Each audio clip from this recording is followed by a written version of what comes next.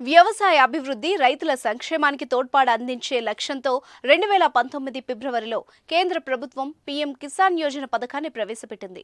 అర్హులైన రైతులకు పెట్టుబడి సాయంగా ఏటా 6,000 నిధులు అందించడం ఈ స్కీమ్ లక్ష్యం.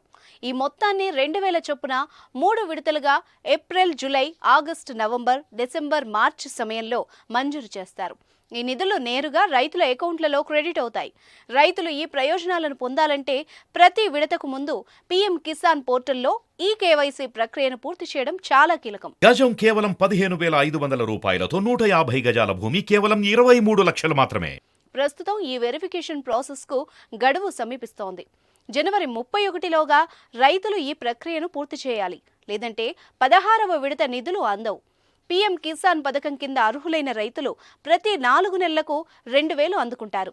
అంటే ప్రభుత్వం ఆర్థిక సహాయాన్ని ఏడాది పొడవునా 3 దశల్లో పంపిణీ చేస్తుంది. ప్రస్తుతం 16వ విడత నగదు సాయం అందుకోనున్నారు. అయితే ఈ నిధుల జమకు సంబంధించిన ఖచ్చితమైన తేదీని ఇంకా అధికారికంగా ప్రకటించలేదు. రాబోయే సార్వత్రిక ఎన్నికలకు ముందు మార్చిలో విడుదల చేయవచ్చని రైతులు, నిపుణులు భావిస్తున్నారు. 2023 ఫిబ్రవరిలో 5 నెలల తర్వాత 14వ విడత లబ్ధిదారులకు అందింది. 2022 మేలో 11వ విడత, 2022 అక్టోబర్లో 12వ విడత రైతుల బ్యాంక్ అకౌంట్లలో జమ అయ్యాయి. ఇదిలా ఉంటే పీఎం కిసాన్ 16వ విడతకు అర్హత ప్రత్యేకంగా 2 హెక్టార్ల వరకు భూమిని కలిగి ఉన్న రైతులకు మాత్రమే అర్హులు.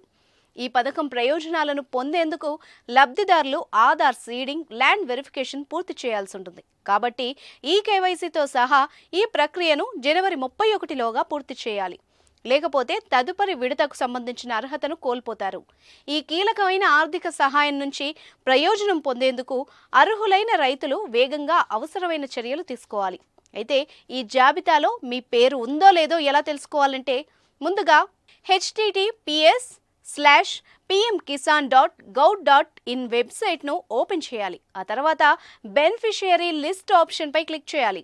ఇప్పుడు https:/pmkisan.gov.in పేజీకి రీడైరెక్ట్ అవుతుంది. అక్కడ లబ్ధిదారుని రాష్ట్రం, జిల్లా, బ్లాక్, గ్రామాలని ఎంచుకొని గెట్ రిపోర్ట్పై క్లిక్ చేస్తే లబ్ధిదారుల జాబితా కనిపిస్తుంది.